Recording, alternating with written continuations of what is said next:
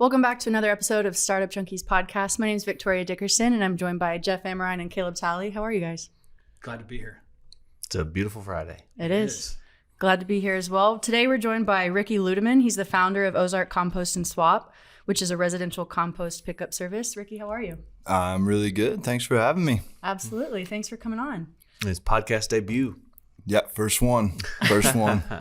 We're lucky to have you. So to kind of get things started, we just like to ask our guests, what's the start of Ricky Ludeman? How did you get your start, your background, and then how did it lead you to Ozark Compost Swap?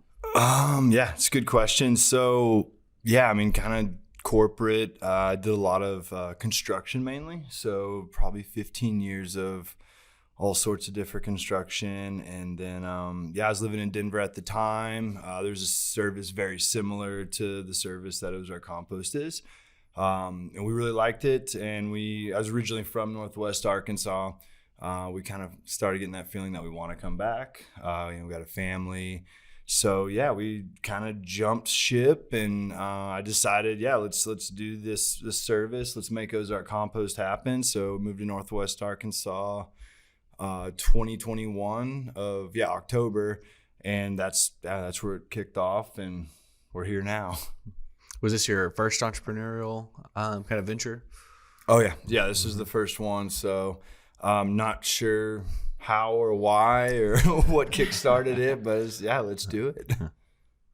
Tell us how it works. Give us a little more on Ozark Compost. Yeah, so our mission is to make sustainable living convenient. So what we do is all of our, call them composters, we give them a 5-gallon bucket. Your job is to put all your food waste, food scraps in the bucket, any other compostable materials.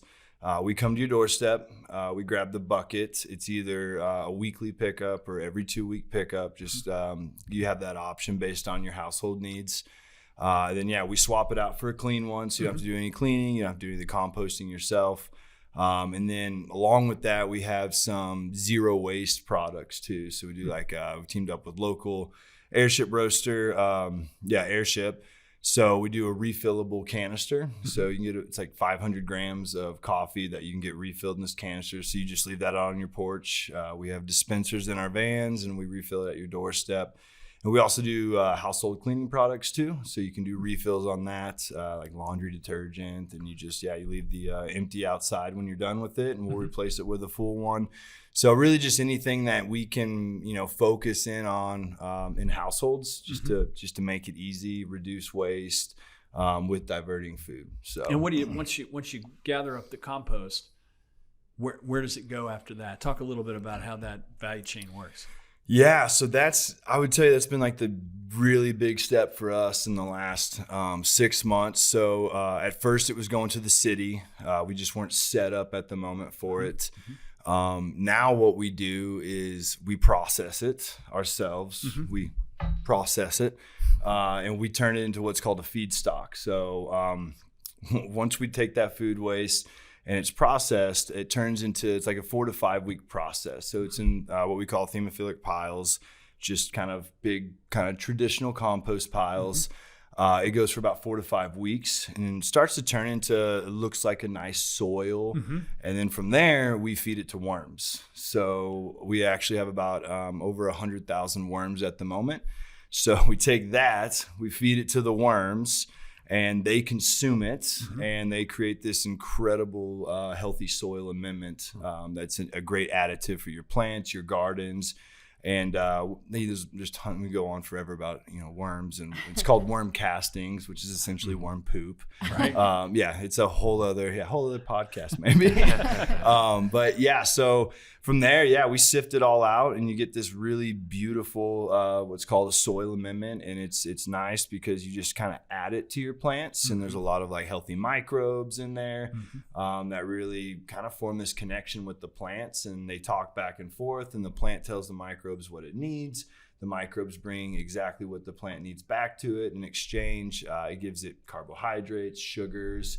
So it's this really cool relationship, and you get these really beautiful gardens and plants with this worm casting. So that's been, we probably started announcing that a little bit more lately, talking about as we've, it's been a very refined process. We were terrible at it at first.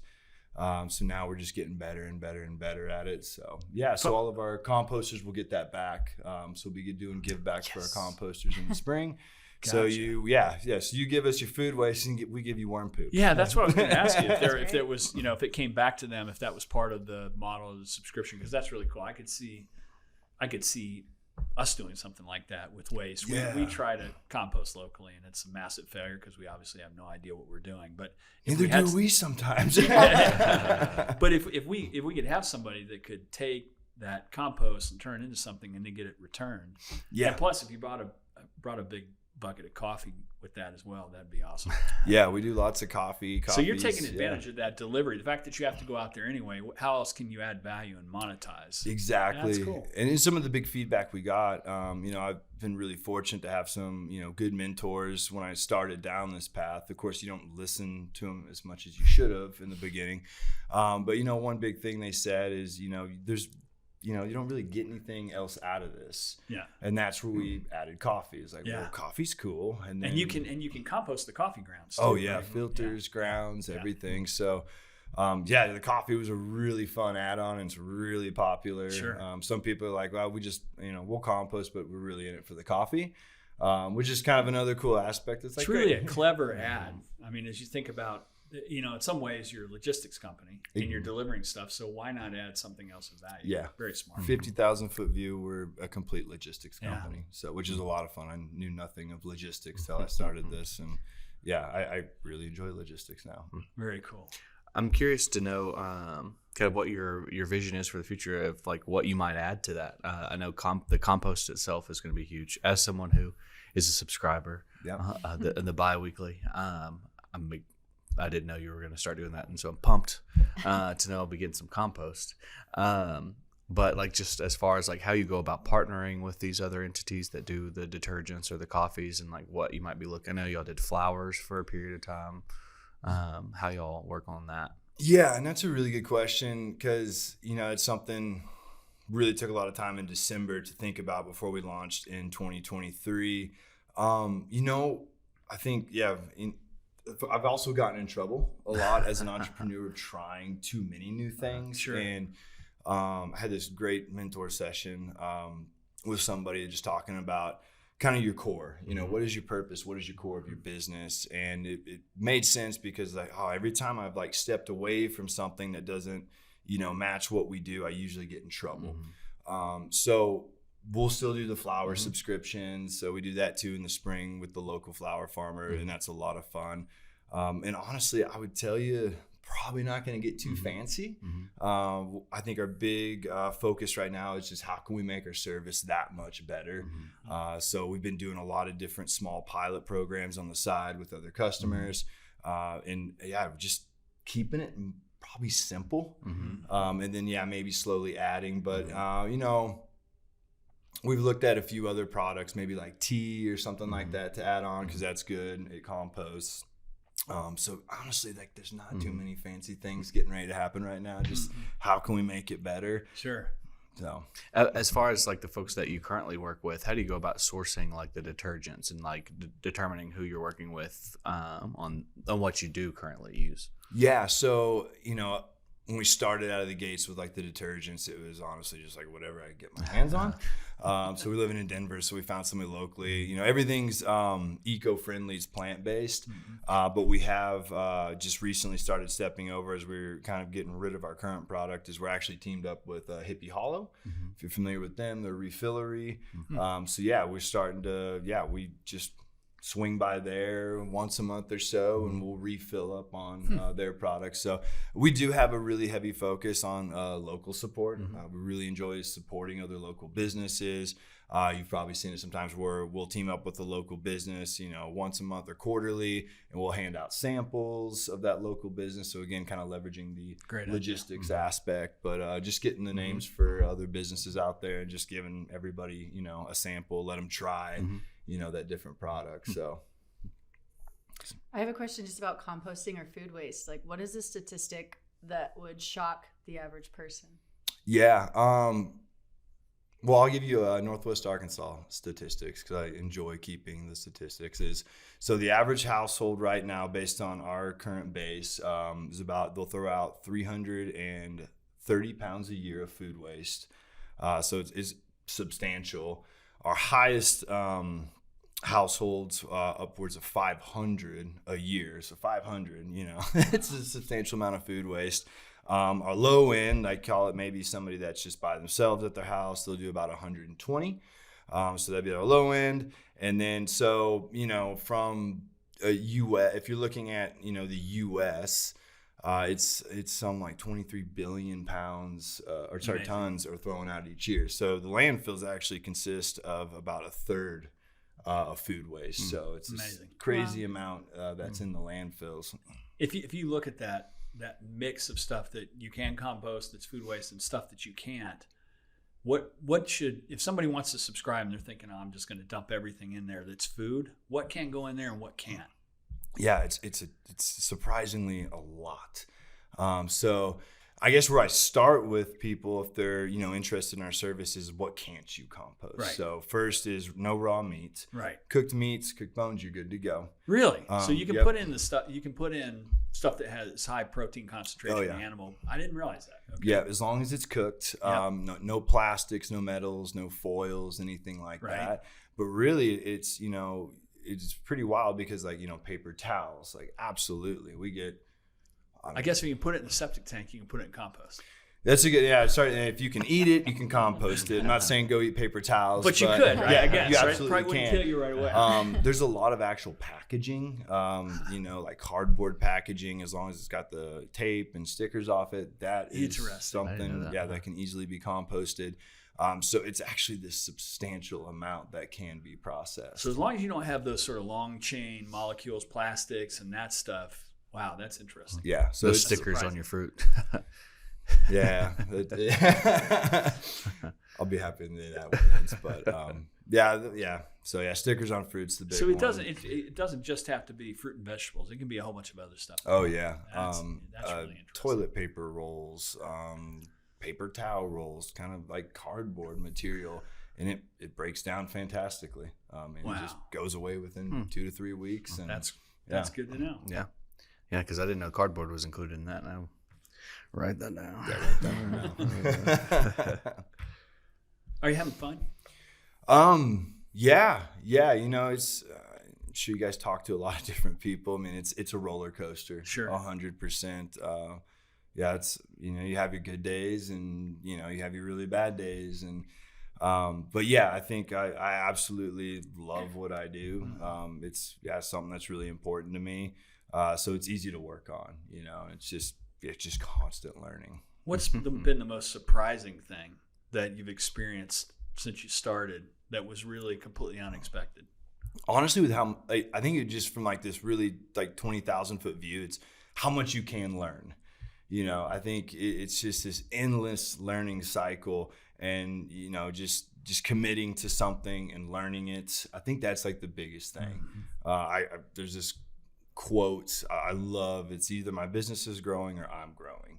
And I think it's this really cool, positive way to look at entrepreneurship. Is, hey, it's awesome when your business is growing. But when you get in some ruts, that just means you're growing, and that's just another really positive way to look at entrepreneurship. It's just this crazy cycle, but it's just how fast you can learn that next thing to bring your business to the next level. So I think it's not in the weeds of this is what I've learned, but just learning is just crazy. And you've got to, right? I mean, if you want a business to grow, you've got to be you've got to be picking up something new all the time, right? All the time. It's too hard to stay ahead of it if you don't. Yeah. And I think that's the fun part is you just don't know what's next. Yeah. It's the way I look at it is, December, I took this really big step back from, the business and just kind of what is Ozark Compost? What is my purpose? How can we make things better? And that was really enlightening for me, just really taking this step back and, focusing on the really important things of just, again, making it better. How can we keep better retention of people?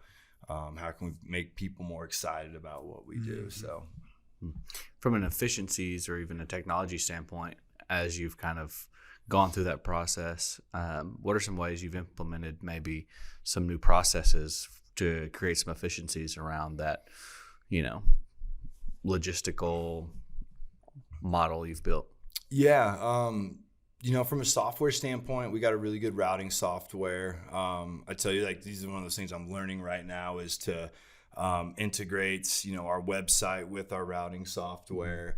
And then, I was talking to somebody like a year ago, it was like 20 to 30 minutes between homes. It was terrible. And it was when I was driving. And then, now it's really cool to see that, man, if we're 20 to 30 minutes, between homes, like something's wrong. We're like 5-10 minutes. So kind of seeing that as efficiencies, like as we grow, the more productive we do get. And then it was funny. We just we only did whole bean delivery for coffee, and then we just kind of jumped off the cliff and did ground coffee. So now we're offering ground coffee, which is really popular. And I was really concerned about like how are we going to do this, and then all of a sudden like we got all these other different better efficiencies, and we just rechanged everything of how we're organizing, fulfilling orders now, and actually it's like wow, we jumped off that cliff. I thought things were going to be way worse. Now it's better actually. So there's just always learning different little efficiencies. For our listeners in Northwest Arkansas that want to get involved with you, what areas do you serve, and what has the response been in Northwest Arkansas? So we serve from just call it Northwest Arkansas proper, I guess. So Bella Vista all the way down to Fayetteville, pretty much that I-49 corridor. I think the response has been really, really good. You have some people that it's just not for them. I think that's one really important thing I've learned is, when I first started, like, I want everybody composting, but it's also right now it's not for everybody, and that's okay. And understanding that focusing on who is our really good customers, and who can we focus on to get, our service in their hands to get people composting. That was a really big hurdle for me that probably I learned, like a month ago. It's like, hey, it's okay that not everybody's going to do this, but we can focus on the people that will do this. So from response wise, I think, it's you get your bad responses, you get your good responses, but I would say more good than bad. It's a monthly subscription. Is that the way you work it? Or is that how it works? And I guess if you want to add on coffee or other stuff, that's kind of an adder. Sort of an a la carte menu. It's just kind of these little different add-ons and all that. So, Well, from a customer perspective, I'd never composted before, so this is my first introduction to composting. And I would say it's cut back on my waste that I produce, because you've got the tiny little City of Fayetteville trash can that thing's overflowing. And so it's palpable to see how much less I'm actually putting in the dumpster every week from that perspective, but also just. When I started doing, I had some buddies that'd come over and oh, you're composting, just kind of ribbed me about it, oh, you hippie, whatever. But then I tell them about that, it's I'm producing a lot less waste. This is super easy to put on the porch. Oh, okay. So what do you put in there? Okay. So it's just I think there'll be an element to people seeing, exposing to it. It's this is easy, this is simple. It actually adds value to your life by reducing the amount of waste that you're throwing out in the dumpster every day. So I think there's that kind of education element too. Especially when it comes back around. If you do happen to live on a place, I know you're an active gardener, but if you could say, I'm actually creating a soil additive, I'm going to get back that's useful. It's going to make me grow better stuff. Yeah. So it's not just paying for the act of doing it. It's when that comes back around, I'll give you some tomatoes and peppers and stuff. Hey, that's the deal. I would say to your point, that would be the biggest feedback we get for people that start kind of on this journey with us is, wow, I have no trash, or it's, one bag a week. It's, it's really cool. And just like any, business owner, getting positive feedback is incredible. It's oh, this is why I do this. But that's the biggest response we probably get is wow, I didn't know. And then you have people that'll start with a bi-weekly subscription. I got to go to a weekly, and that's this awesome feeling because it's oh wow, So you are seeing the benefits, and I was wondering about your marketing strategy, what's working for you guys and what isn't. Because to Caleb's point, it sounds like word of mouth is going to be probably the most viable. But I didn't know what you guys thought. Yeah, referrals are really good. So kind of like I was telling you, like you're always learning. This is where I'm at in like my current season of call it Ricky or Ozark Compost is advertising. I'm learning it. I try to dedicate 10 to 12 hours a week to, courses, classes to learn this. So yeah, I mean, just all honesty, like this is what I do not know. Yeah. But this is what I'm going to learn. It's hard. It's not necessarily fun, but I know that's the next step to help us expand. But I mean, just other like NWA Daily, we do monthly with. They're fantastic. That's been a really good advertising platform for us. But I think that next step is, how do we get, more eyes on our service? So yeah, I'd say that's like the next boss I'm trying to beat is learning digital advertising.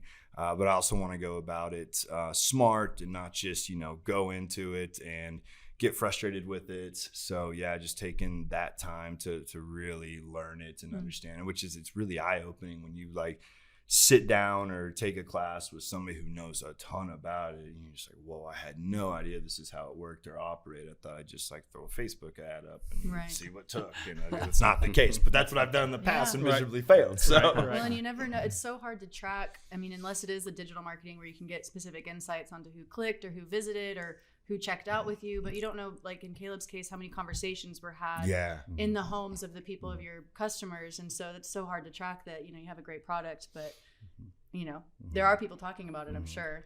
Yeah. And that's probably one of the coolest things is, we check every address when somebody signs up, just see if there is a benefit of like, since we run bi-weekly, we kind of run on 2-week schedules. So, and all of a sudden it's a neighbor and you're like, oh, that's so cool. And then all of a sudden you'll see a little block form up and you're like, wow. So it feels really good when you see that. You're all residential today? Or do you have some commercial pickup? No, we, that right before this. So that's something we're starting to step into is, call it, we're not doing like restaurants or anything like that. It's a little too big for us, but, storefronts, smaller coffee shops. We work with banks, like Adventure Subaru. We pick up there. So this has been this whole other like new eye opener for us. Like, wow, we can do this. Sure. So yeah, we are absolutely doing storefronts now. We just hired somebody this month, and we're gonna get her because it's such an eye-opening opportunity. Sure. So we're gonna get her out. Making calls, meeting with businesses, and try to really push that focus. Because I do believe that, when we talk sustainability, there is this like huge leadership aspect. Like, let's get the big leaders in the community to help with this and show that they can do it and it's easy, and that kind of trickles down with the employees and then the rest of the community. So yeah, businesses is a huge focus for us right now. Do you see it jumping up to the point that you begin to look at what kind of infrastructure and capital would we need to do large grocery stores and Walmart supercenters? Because something like 30 to 40% of all the produce they have is wasted. It gets thrown out because it expires. Yeah. Are you going to go that far or maybe not? Yeah, absolutely. I think right now there is another service that does do restaurants. So they focus on that, and we're really close with them. But yeah, I think in the future, working more with them on a few things. And yeah, I think, focusing more on restaurants and super centers and all that.